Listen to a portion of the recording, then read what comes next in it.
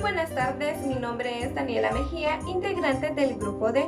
Hoy estaremos hablando acerca del cine en Italia. El cine fue oficialmente inaugurado como espectáculo en París el 28 de diciembre de 1825. Desde entonces ha experimentado una serie de cambios en varios sentidos. Por un lado, la tecnología del cine ha evolucionado mucho, hasta el cine digital del siglo XXI. Asimismo, ha evolucionado el lenguaje cinematográfico. En tercer lugar, ha evolucionado con la sociedad, surgiendo así los distintos movimientos cinematográficos. A continuación, nuestra compañera Mayeli nos hablará un poco acerca del cine histórico. Buenos días, mi nombre es Mayeli Amador y yo les vengo a hablar sobre lo que es el cine histórico en Italia. Básicamente es la historia de lo que es el cine en Italia. Este se manifiesta que el cine en donde más se demuestra una mezcla de sentimientos es precisamente el que proviene de Italia. Muchas de estas películas se demuestran a los espectadores una carga de sensaciones poco apreciables en otras historias. Ello lo podemos ver en los antecedentes que generan la creación de estas obras cinematográficas. Italia, desde su creación hasta los últimos años, obtuvo entre su historia el paso de la guerra, así como de otros hechos históricos que cargaron ante los miles de habitantes una serie de dimensiones. Con la llegada del cinematógrafo Lumière en 1898 y las exhibiciones en el Parque Valentino Turín, comenzó una era en el cine italiano, tal como en otros países. Los italianos se limitaban a mostrar en sus exhibiciones las carteleras de los Lumière. Más en el año de 1905 las cosas comenzaron a cambiar debido a las exigencias del público. Ese año el director Filoteo Alberini decidió grabar La toma de Roma, película de 230 metros basada en un hecho histórico, gracias a la cual surgiría el género de reconstrucción histórica. Al año siguiente, Alberini y Santoni se convertirían en una compañía de cine. Del mismo modo, Arturo Ambrosio, quien fue el responsable de filmar la primera carrera de automóviles de Susa Monsenicio, creó su propia compañía para comenzar a filmar reconstrucciones como La Caballera Infernal. A partir de ese momento, Italia despegó en el ámbito cinematográfico, convirtiéndose en una de las industrias más importantes. Continuando, también está lo que es el cine mudo italiano. El auge del cine mudo italiano abarcó prácticamente de 1904 hasta 1918. Entre los principales éxitos de los años 1907 a 1911 destacan las historias de Catalina, Corazón de Abuelo, Anita Garibaldi, Nerón y Macbeth. Sus tramas estaban llenas de muertes imperiales, tragedias amorosas, óperas mudas, etc. Se exploraron hasta el cansancio las tragedias de folletines con historias de alcoholismo, gitanos y canallas extorsionadores. Claro que no todo era folletines, también se expresaba de diferentes maneras. La película que marcó todo un hito en los primeros 20 años del cine italiano fue La Rosa de Tebas en 1912. Esto debido a la aparición de una de las grandes divas del cine, que era Francesca Bertini. Ya en 1913, apenas 15 años después de las primeras exhibiciones hechas en Italia, surgían directores como Piero Fosco, cuyo nombre real era Giovanni Pastroni, y quien fue el artífice detrás de Caviria, cinta de 3 horas de duración en la que se narraba de forma detallada el choque cultural entre las civilizaciones de Roma y Cartago. También podemos mencionar los realizadores representativos del cine italiano en el siglo XXI. Podemos mencionar a Luca Guadagnino, que una de sus filmaciones ineludibles de la ficción transalpina, creador de una de las obras maestras del último siglo, que es Call Me By Your Name, la adaptación de la novela homónima de Andrea Simán.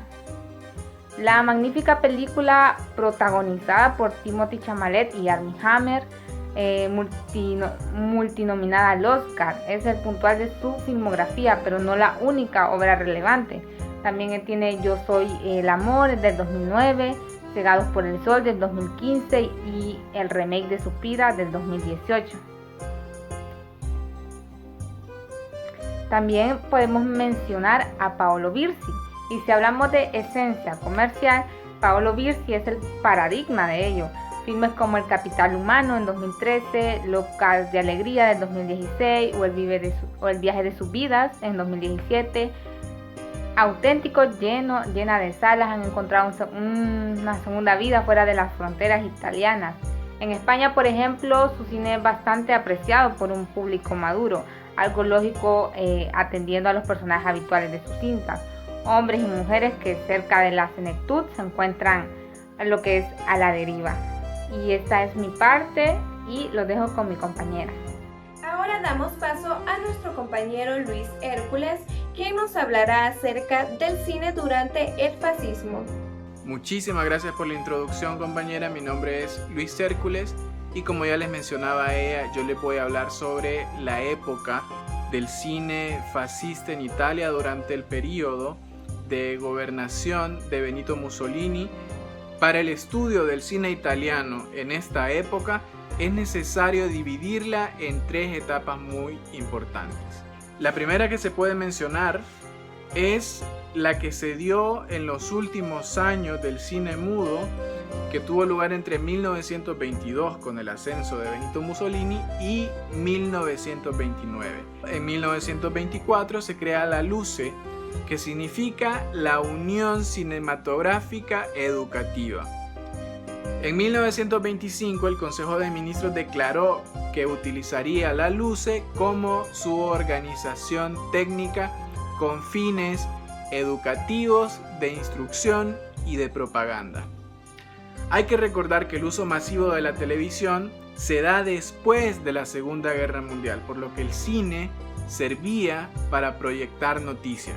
Fue entonces que en 1927 nació el Giornale Luce, o sea, la empresa antes mencionada se convirtió también en un diario donde se proyectaban noticias.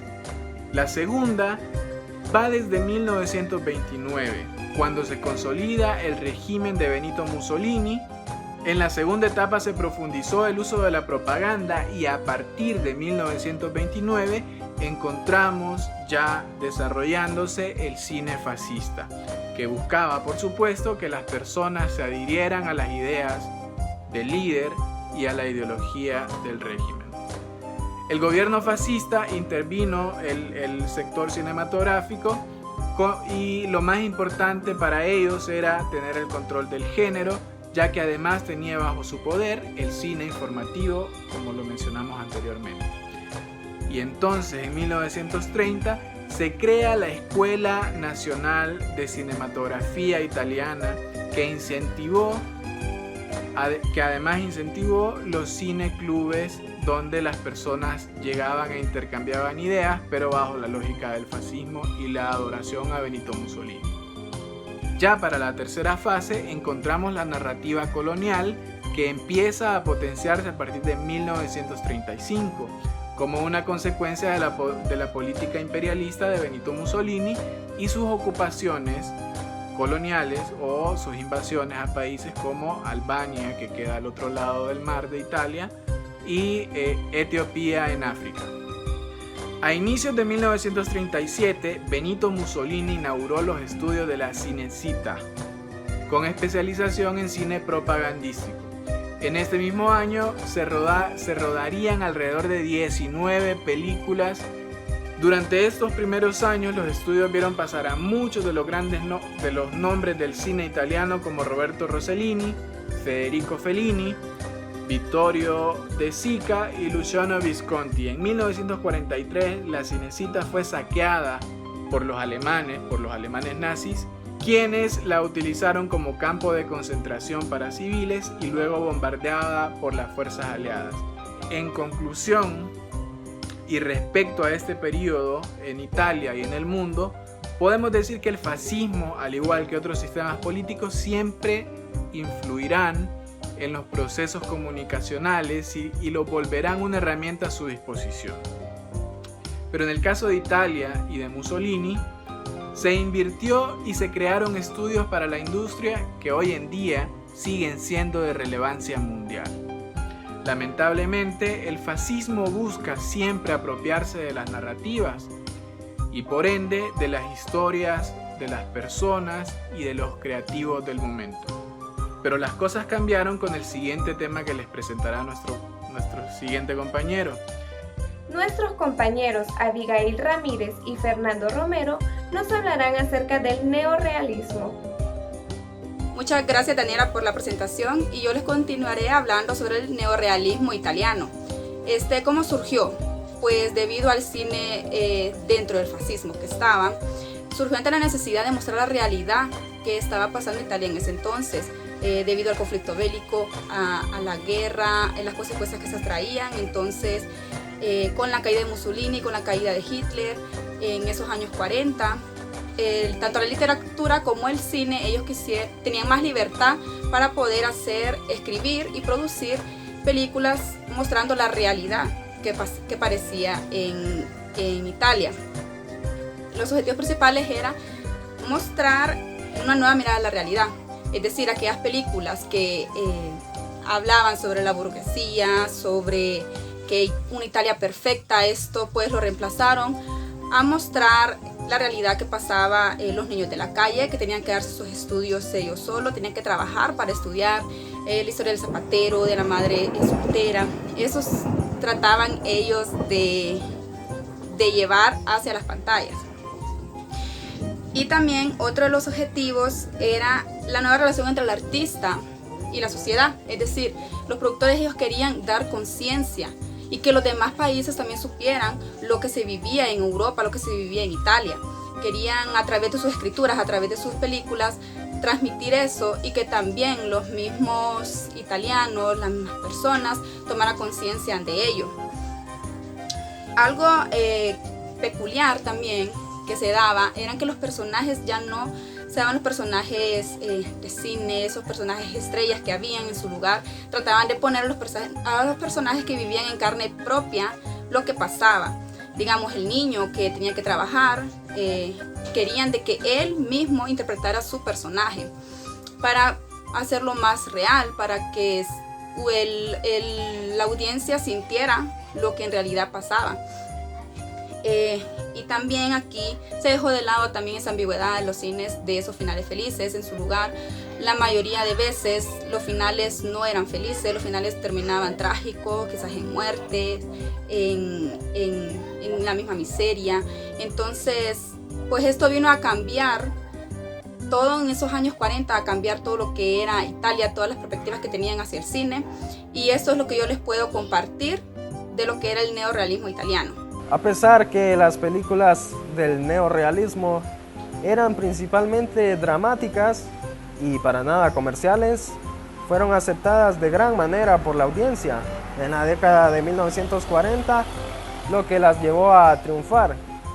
Aún así, su fin llegó en la década de los 50, comenzando en 1949, desde que el nuevo gobierno cristiano, después de la Segunda Guerra Mundial, no aceptase grandes películas representativas del neorrealismo. Principalmente para los historiadores, el fin de este llega en 1951, cuando se filma la película llamada Umberto D, del director Vittorio De Sica. Un director que, a pesar de que marca con su película el fin del neorrealismo en el cine italiano, fue representativo también en el antes mencionado, en la década de los 40, y hablaremos de eso al final cuando mencione las películas más representativas del neorrealismo italiano. Vittorio De Sica es el que marca el fin del neorrealismo con su película en 1951, pero también Luchino Visconti en 1954 con una película llamada Censo marca lo que sería el inicio de una nueva era en el cine italiano. Luego nos vamos a España, en donde fueron los españoles inspirados por el neorrealismo italiano y comienzan a hacerlo parte de su vida cinematográfica, pero esto hasta la década de los 50, cuando Italia lo estaba dejando, España lo estaba tomando. Es decir, Italia salía de los conflictos con Mussolini y la Guerra Mundial e iniciaba una nueva era en el cine sin el neorrealismo, al contrario de España, que apenas entraba a él y empezaba o se encontraba en sus años más fuertes la dictadura de Francisco Franco, un tirano de los tiranos. En 1951 se celebra en Madrid la primera semana del cine italiano y en 1953 se celebra la segunda semana del cine italiano, dándole entrada así al neorrealismo italiano, al cine español. Y es de aquí donde se inspiran pues los cinematógrafos españoles. Hablé sobre las películas destacadas del neorrealismo en la década de los 40 y voy a mencionar 3 que son muy conocidas. Hablé de Vittorio De Sica con su película películas del neorrealismo más reconocidas. También está Roma, Ciudad Abierta, dirigida por Roberto Rossellini en 1945, el año en que terminó la Segunda Guerra Mundial, y Obsesión de Luchino Visconti en 1943. Así que podemos ver a 2 directores que fueron pieza clave en el neorrealismo como Visconti y De Sica, que después influyeron en su final con nuevas películas en la década de los 50 como Censo y Umberto D. Nuestra compañera Isis Ordóñez nos hablará un poco acerca de la crisis y los tiempos modernos. Buenas tardes, compañeros. Yo les voy a hablar sobre la crisis en los tiempos modernos. En los años 80, el séptimo arte italiano tuvo un dramático descenso en la calidad artística de su producción, esto en contraste con otros filmes con menos ambición artística. Estos colmaron las salas de cine y gozaron de gran popularidad. Pero según algunos críticos, de lo poco que se puede rescatar o destacar de la época en cuanto a calidad narrativa y artística son las siguientes películas. Érase una vez en América del siglo Leone. Pese a que esta película era de muy larga duración, se presentaba en 2 partes. Aún así fue galardonada por BAFTA y El árbol de los suecos de madera de Ermanio Olmi. Este fue ganador de múltiples premios, entre ellos el León de Oro en Venecia, la Palma de Oro en Cannes y el Premio César por Mejor Película Extranjera. En la década de los 90 surge la figura del cine italiano, quizás más conocida en nuestros días.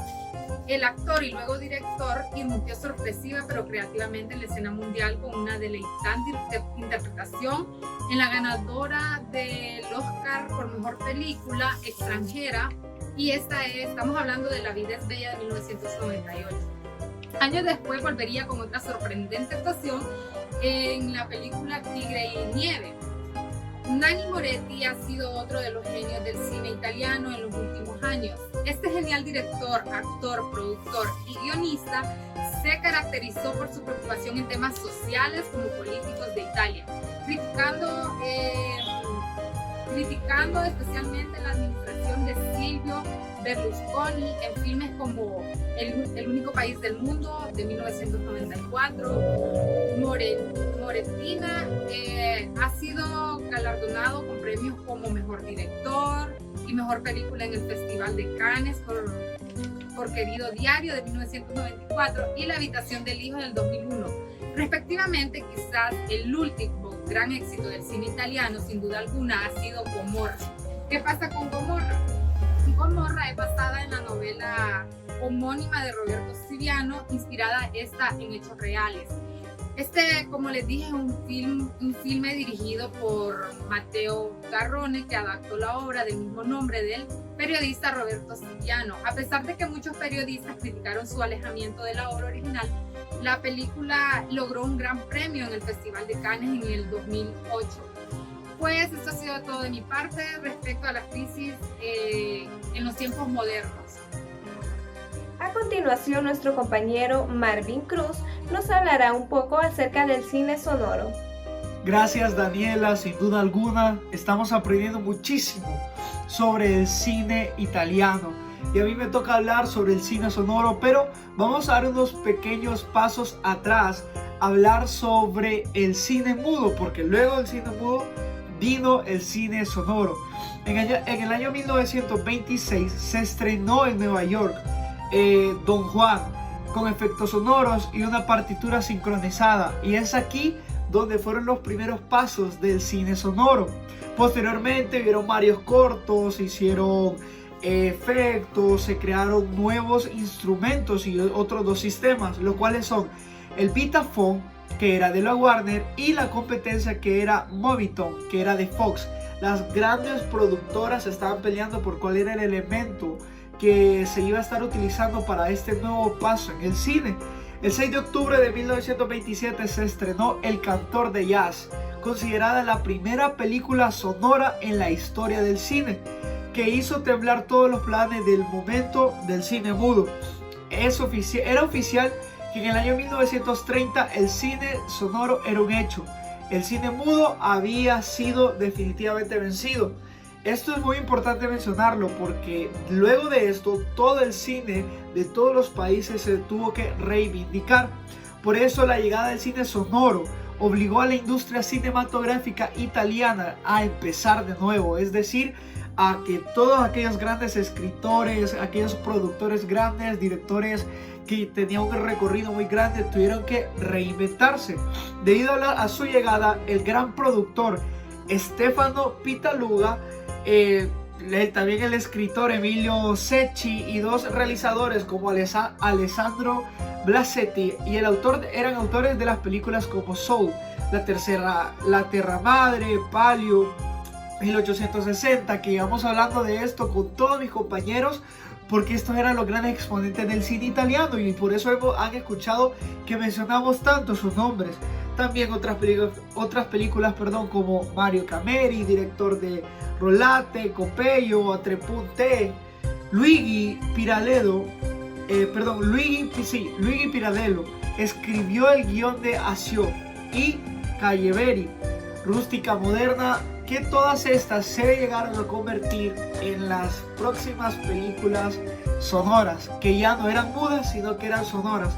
Y dentro de todo este mundo del cine sonoro, tenemos que recalcar a un hombre que hizo sin duda alguna un antes y un después, el cual compuso más de 500 piezas musicales, dentro de las cuales hay 5 grandes obras de las cuales vamos a estar hablando ahorita. Sí, estamos hablando de Ennio Morricone, la primera gran obra, la primera gran banda sonora que se le puede dar a este compositor italiano es de la película El Bueno, el Malo y el Feo. Esta es sin duda alguna allá por el año 1966, una película muy emblemática. También el cine Paradiso, tenemos en tercer lugar Érase una vez en América. 4, Los Intocables, creo que todos hemos visto esta película del año 1987. Los Odiosos 8, sin duda alguna, esta fue un ganador del premio Oscar del año 2015. La Misión, que esta es una de las grandes obras musicales, composiciones musicales de banda sonora del año 1986. Sin lugar a dudas, un grande Ennio Morricone, que cabe recalcar que él era italiano y él fue uno de los que inició el cine sonoro. Por eso su trabajo perduró hasta su muerte hace un par de años. Hasta aquí nuestra exposición acerca del cine en Italia. Muchas gracias.